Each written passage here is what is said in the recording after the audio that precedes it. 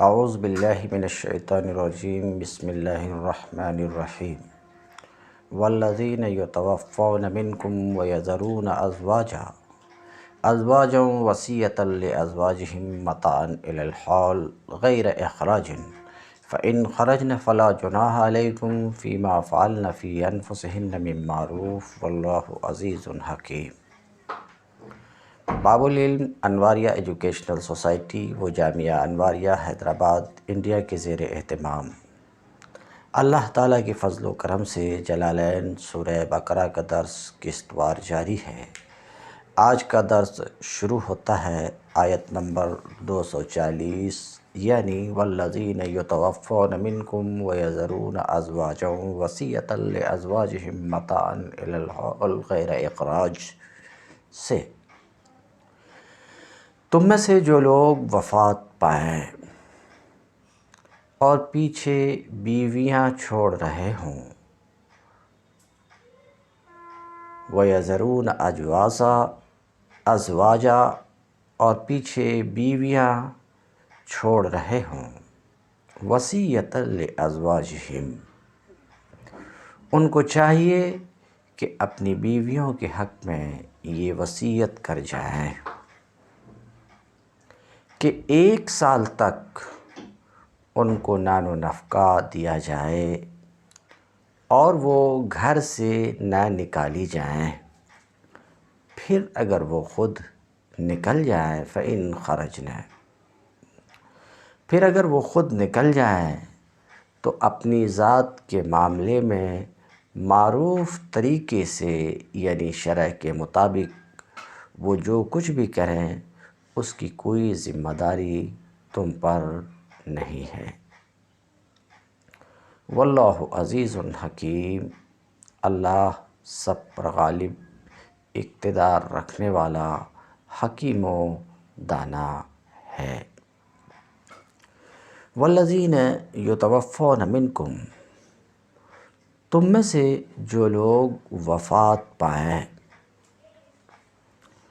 تم میں سے جو لوگ وفات پائیں معنی یہ ہے یہ کلام مجاز پر مشتمل ہے، تو یہ کلام مجاز پر مشتمل ہے تم میں سے جو لوگ وفات کے قریب ہوں اور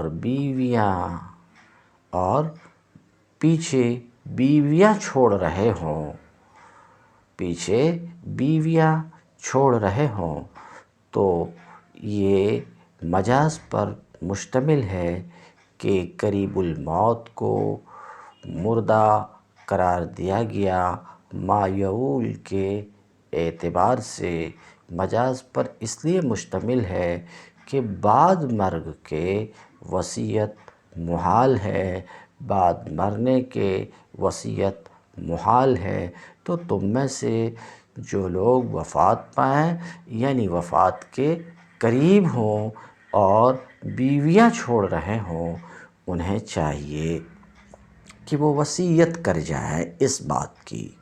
تو وصیہ سے پہلے مصنف فلیوسو مقدر مان رہے ہیں، اس تقدیر سے اشارہ کرنا چاہ رہے ہیں کہ وصیت کا فعل مقدر ہے، وصیت کا فعل مقدر ہے، اسی کی وجہ سے وصیتاً کو نصب ہے یعنی وہ مفعول مطلق ہے۔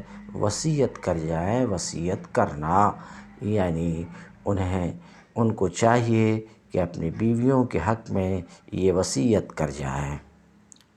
کہتے ہیں وفی قرأۃ بالرفع اور ایک قرأت میں وصیتاً کی جگہ وصیتن ہے، اگر وصیتن رفع کے ساتھ ہے تو یہ مبتدا ہے اور اس کی خبر مقدم محذوف ہے، فعلیہم وصیۃ تو ان پر واجب ہے کہ وہ وصیت کر جائیں اس بات کی۔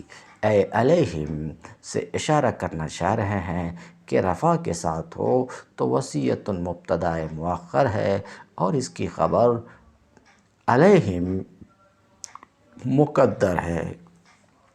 وصیت کر جائیں اپنی بیویوں کے لیے اس بات کی، کیا متاعن الی الحول، کہ 1 سال تک ان کو نان و نفقہ دیا جائے.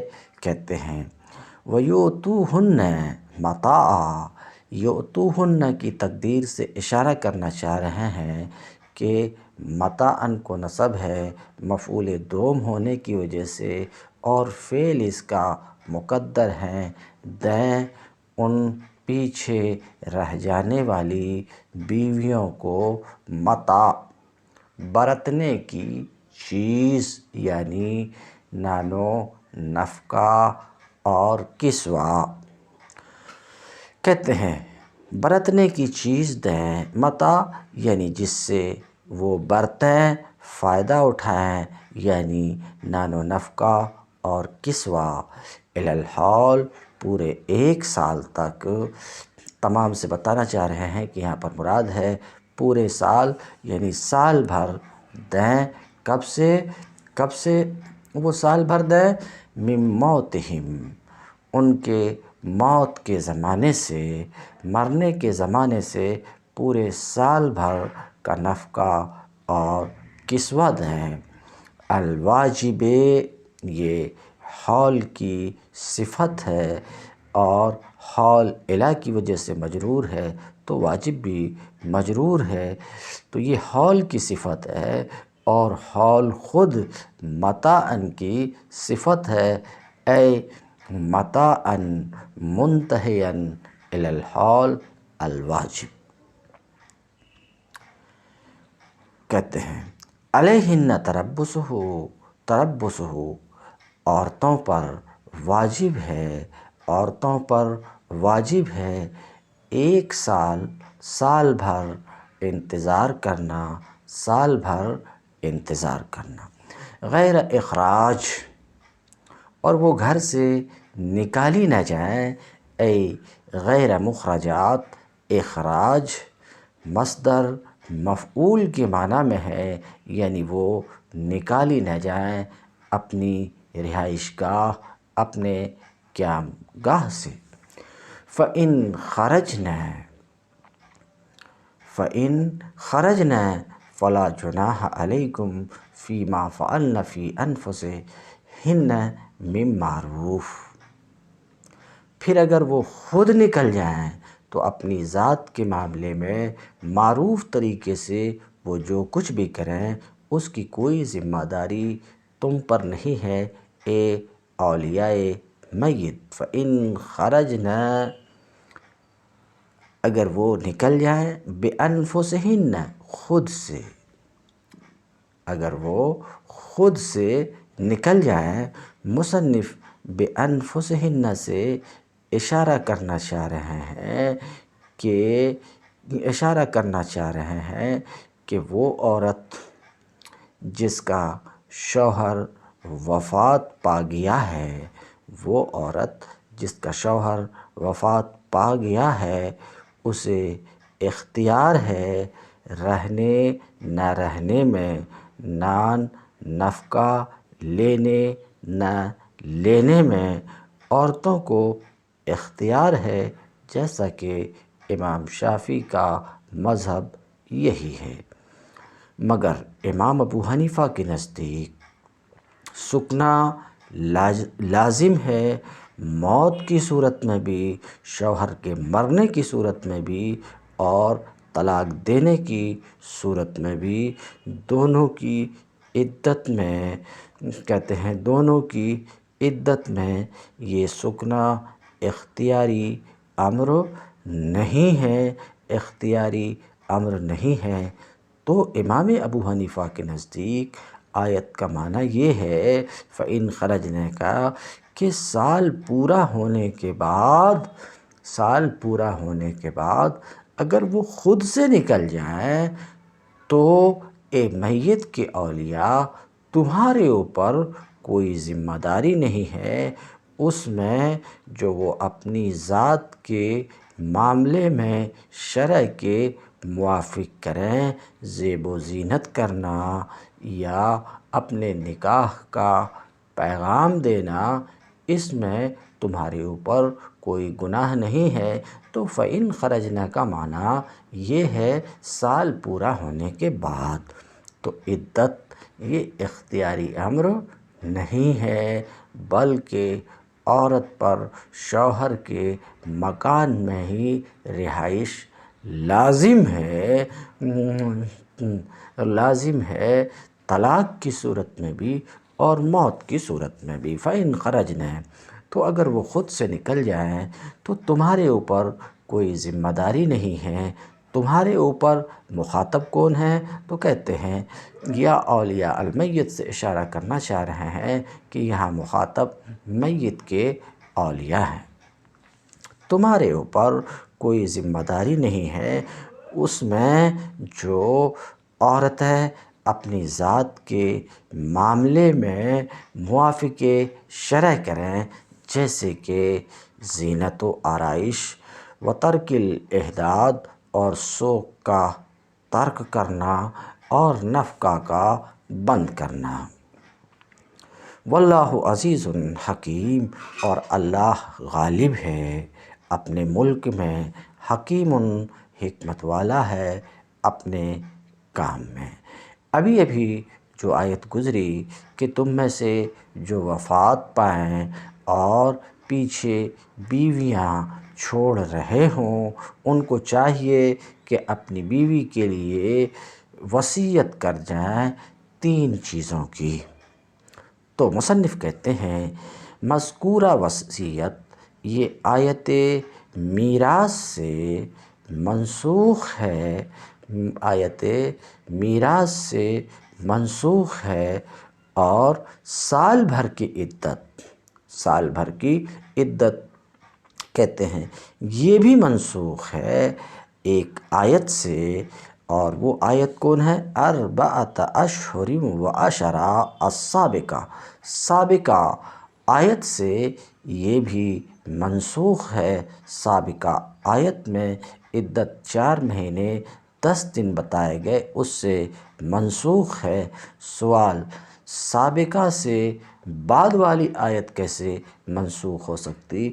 بعد والی تو پہلے والی کے لیے ناسخ ہوتی، مگر پہلے والی بعد والی کے لیے ناسخ نہیں ہوتی۔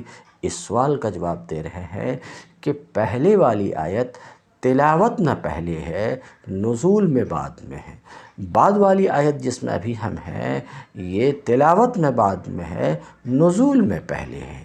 تو پہلے والی آیت نزول میں بعد میں ہے، اس لیے وہ ناسخ بن سکتی ہے اور وہ ناسخ ہے۔ رہ گئی رہائش کی بات، تو رہائش ان کے لیے امام شافعی کے یہاں ثابت ہے۔ وَلِلْمُطَلَّقَاتِ مَتَاعٌ بِالْمَعْرُوفِ حَقًّا عَلَى الْمُتَّقِينَ۔ اسی طرح جن عورتوں کو طلاق دے دی گئی ہو انہیں بھی مناسب طور پر کچھ نہ کچھ دے کر رخصت کیا جائے۔ وَلِلْمُطَلَّقَاتِ مَتَاعٌ بالمعروف، اسی طریقے سے ان عورتوں کو جنہیں طلاق دے دی گئی انہیں بھی مناسب طور پر کچھ نہ کچھ دے کر رخصت کیا جائے۔ یوتونہ بقدر الامکان، کہتے ہیں مناسب طور پر کچھ نہ کچھ دے کر رخصت کیا جائے۔ حقاً علی المتقین، یہ حق ہے متقی لوگوں پر۔ حقاً کو نصب ہے فعل مقدر کی وجہ سے، اور وہ حق ہے، اے حق حقاً علی المتقین۔ متقین کا مفعول مقدر ہے اللہ سے ڈرنے والوں پر یہ حق ہے۔ قررہ، اللہ رب العزت نے اپنے اس کلام کو وَلِلْمُطَلَّقَاتِ مَتَاعٌ بِالْمَعْرُوف بار دیگر لایا۔ ایک بار اور یہ کلام گزر چکا ہے، کہتے ہیں مقرر لایا کیوں؟ لِيَؤُمَّ الْمَمْسُوسَةَ، کہ اس سے پہلے جو یہ کلام آیا تھا غیر ممسوسہ کے ضمن میں آیا تھا، کہ غیر ممسوسہ کے لیے معلوم ہوتا اس سے کہ متاع ہے، سمجھ رہے ہیں، لیکن ممسوسہ کے بارے میں نازل نہیں ہوا۔ تو کر رہو، اللہ رب العزت نے اپنے اس قول کو بار دیگر لایا تاکہ ممسوسہ کو بھی عام رہے، اس لیے کہ آیت سابقہ غیر ممسوسہ کے بارے میں تھی۔ کذالک یبین اللہ لکم آیاتہ لعلکم تعقلون، اسی طرح جس طریقے سے تمہارے لیے مذکورہ احکام کو اللہ تعالیٰ نے بیان فرمایا، مذکورہ احکام یعنی طلاق، عدت، متاع وغیرہ کے احکام کو بیان فرمایا، اسی طریقے سے اللہ تمہارے لیے اپنے اور احکام کو بیان فرماتا ہے، اپنی آیات کو صاف صاف تمہیں بتاتا ہے، اس توقع پر کہ تم عقل سے کام لو، یعنی تدبر کرو، کہتے ہیں لعلکم تعقلون، اس توقع پر کہ تم عقل سے کام لو۔ الم تر الی الذین خرجوا من دیارہم وہم الوف حذر الموت فقال لهم اللہ موتوا ثم احیاہم ان اللہ لذو فضل علی الناس ولکن اکثر الناس لا یشکرون۔ تم نے ان لوگوں کے حال پر بھی کچھ غور کیا؟ واضح رہے، الم تر الی الذین خرجوا من دیارہم وہم الوف حذر الموت، تم نے ان لوگوں کے حال پر بھی کچھ غور کیا جو موت کے ڈر سے اپنے گھر بار چھوڑ کر نکلے تھے اور وہ ہزاروں کی تعداد میں تھے۔ یہاں سے ایک دوسرا سلسلہ تقریر شروع ہوتا ہے جس میں مسلمانوں کو راہ خدا میں جہاد اور مالی قربانیاں کرنے پر آمادہ کیا گیا ہے اور انہیں ان کمزوریوں سے بچنے کی ہدایت فرمائی گئی ہے جن کی وجہ سے آخرکار بنی اسرائیل زوال و انحطاط سے دوچار ہوئے۔ اس مقام کو سمجھنے کے لیے یہ بات پیش نظر رہنی چاہیے کہ مسلمان اس وقت مکے سے نکالے جا چکے تھے، سال 1.5 سال سے مدینے میں پناہ گزیں تھے اور کفار کے مظالم سے تنگ آ کر خود بار بار مطالبہ کر چکے تھے کہ ہمیں لڑنے کی اجازت دی جائے، مگر جب انہیں لڑائی کا حکم دے دیا گیا تو اب ان میں سے بعض لوگ کس مسا رہے تھے، جیسا کہ 26ویں رکوع کے آخر میں ارشاد ہوا ہے۔ اس لیے یہاں بنی اسرائیل کی تاریخ کے 2 اہم واقعات سے انہیں عبرت دلائی گئی ہے۔ تم نے ان لوگوں کے حال پر بھی کچھ غور کیا جو موت کے ڈر سے اپنے گھر بار چھوڑ کر نکلے تھے اور وہ ہزاروں کی تعداد میں تھے۔ اللہ نے ان سے فرمایا مر جاؤ، پھر اس نے ان کو دوبارہ زندگی بخشی۔ دوبارہ زندگی بخشی، اس کا مفسرین نے 2 مفہوم بیان کیا۔ ایک مفہوم تو خود مصنف بیان کریں گے، اس کے سوا ایک اور مفہوم بھی دوبارہ زندگی بخشنے کا اہل علم نے بیان کیا ہے۔ تو یہاں پر جو یہ ہے کہ پھر اس نے زندگی بخشی، پھر اس نے زندگی بخشی، یہ اشارہ بنی اسرائیل کے واقعہ خروج کی طرف ہے۔ سورہ مائدہ کے 4 رکوع میں اللہ تعالیٰ نے اس کی تفصیل بیان کی۔ یہ لوگ بہت بڑی تعداد میں مصر سے نکلے تھے، دشت و بیاباں میں بے گھر پھر رہے تھے، خود ایک ٹھکانے کے لیے بے تاب تھے، مگر جب اللہ کے اشارے سے حضرت موسیٰ علیہ السلام نے ان کو حکم دیا کہ ظالم کنعانیوں کو ارض فلسطین سے نکال دو اور اس علاقے کو فتح کر لو، تو انہوں نے بزدلی دکھائی اور آگے بڑھنے سے انکار کر دیا۔ آخرکار اللہ نے انہیں 40 سال تک زمین میں سرگرداں پھرنے کے لیے چھوڑ دیا، یہاں تک کہ ان کی ایک نسل ختم ہو گئی اور دوسری نسل صحراؤں کی گود میں پل کر اٹھی۔ تب اللہ تعالیٰ نے انہیں کنعانیوں پر غلبہ عطا کیا۔ معلوم ہوتا ہے، ایک تفسیر یہ معلوم ہوتا ہے کہ اسی معاملے کو موت اور دوبارہ زندگی کے الفاظ سے تعبیر کیا گیا ہے۔ تو ایک تفسیر اس کی یہ کہ اللہ رب العزت نے ان سے فرمایا مر جاؤ، پھر زندہ کیا ان کو، یعنی اگر تم کو حکم دیا گیا لڑو اور لڑنے کے لیے تیار نہ ہو تو اس حال میں رہو جو مردنی جیسی حالت ہے، اور اسی حال میں رہے یہاں تک کہ ایک نسل ان کی ختم ہوئی، دوسری نسل آئی، اور یہ دوسری نسل نے جہاد کے حکم پر عمل کیا اور کنعانیوں کو ارض فلسطین سے نکالا۔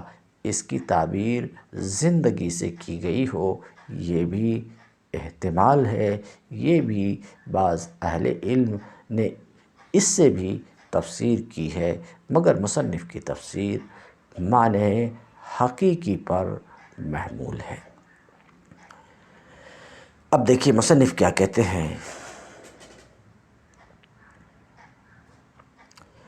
علم تر، یہاں علم میں اے حمزہ استفہام ہے، اے حمزہ استفہام ہے۔ اب یہ استفہام کس کے لیے ہے؟ تو مصنف کہتے ہیں یہ استفہام تعجیب ہے۔ استفہام تعجیب یعنی مخاطب کو امر عجیب، امر غریب میں ڈالنا ہے، یعنی اس کی طرف سے تعجب میں ڈالنا ہے۔ تو اگر یہ استفہام تعجیب ہے تو آیت سے یہ بات مستفاد ہوتی ہے کہ مخاطب کو یہ قصہ جو بیان کیا جا رہا ہے، اس آیت کے نازل ہونے سے پہلے مخاطب کو قصہ معلوم نہیں تھا۔ تو مصنف کہتے ہیں یہ استفہام تعجیب ہے، اور بعض اہل علم نے کہا کہ نہیں، یہاں جو استفہام ہے وہ استفہام تقریر ہے، استفہام تقریر ہے۔ استفہام تقریر ہونے کے بنا پر مخاطب کو قصہ کا علم ہوگا۔ اگر یہ استفہام تقریر کے لیے تو اس کا مطلب یہ کہ مخاطب کو پہلے سے قصے کا علم ہے، قصے کا علم ہے، اور اس استفہام سے مقصود اسی قصے کی تقریر ہے۔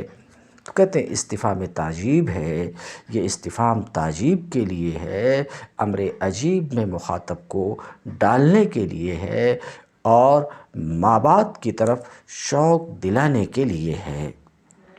تو کہتے ہیں لم ینتہ علمک، لم ینتہ علمک، اس سے یعنی لم یصل علمک، تمہارا علم اس قصے تک نہیں پہنچا، تمہارا علم اس قصے تک نہیں پہنچا۔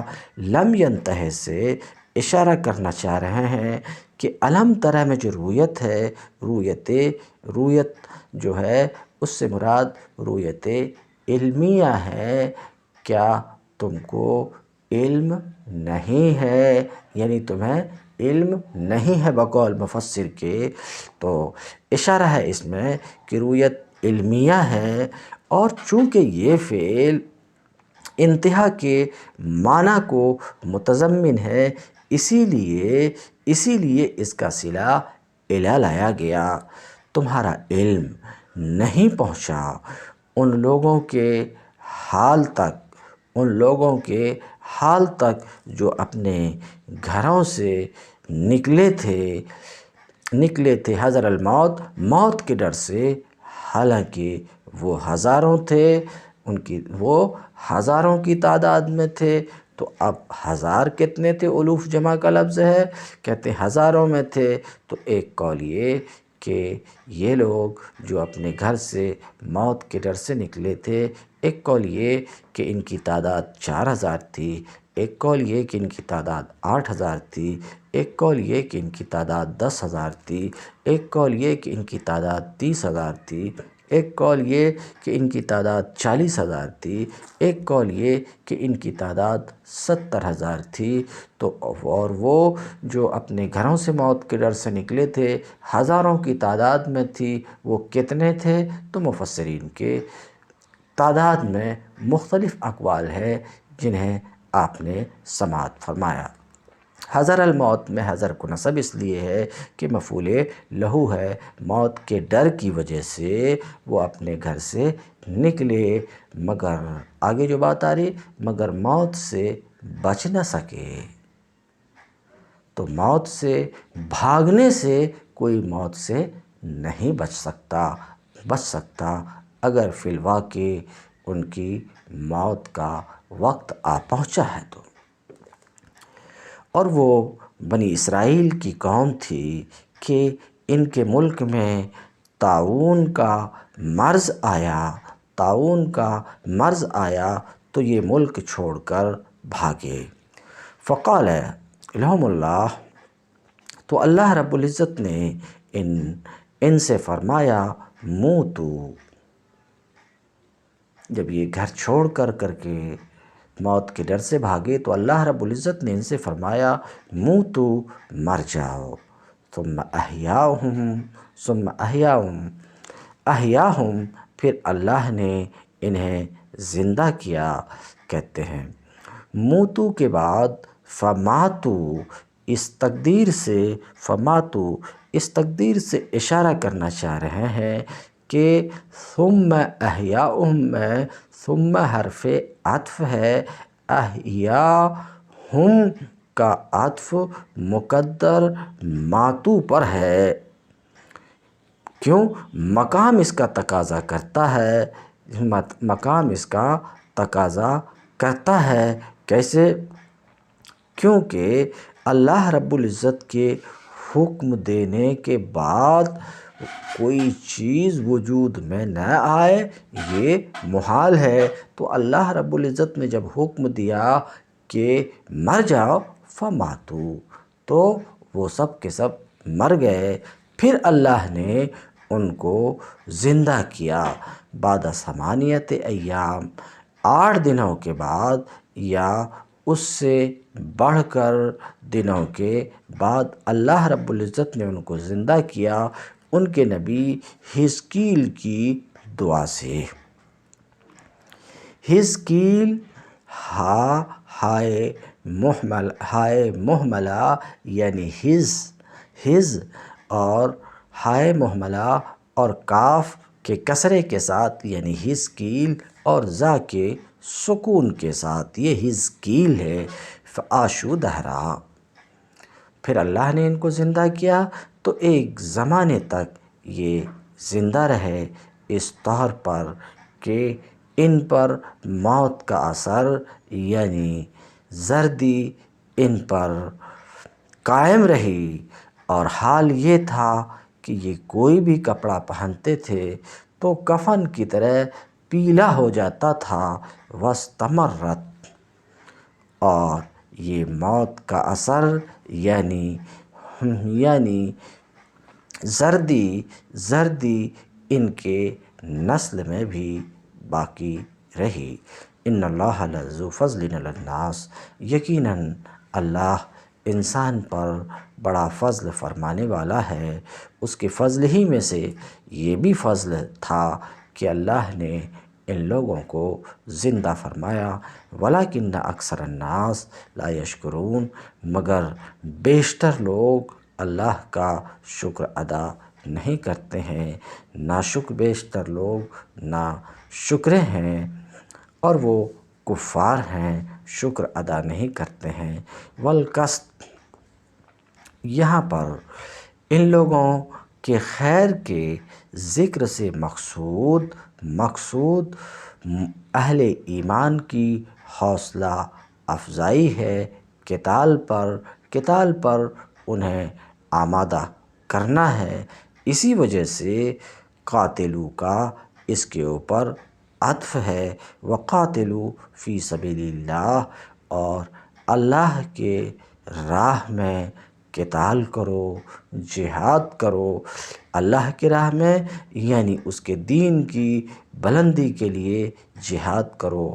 وَاعْلَمُوا أَنَّ اللَّهَ سَمِيعٌ عَلِيمٌ، اور جان لو کہ اللہ تمہاری باتوں کو سننے والا ہے اور تمہارے حالات کو جاننے والا ہے۔ تو تمہیں اللہ جزا اور جاننے والا ہے تمہارے حالات کو، تو اللہ تمہیں اس کی جزا عطا فرمائے گا۔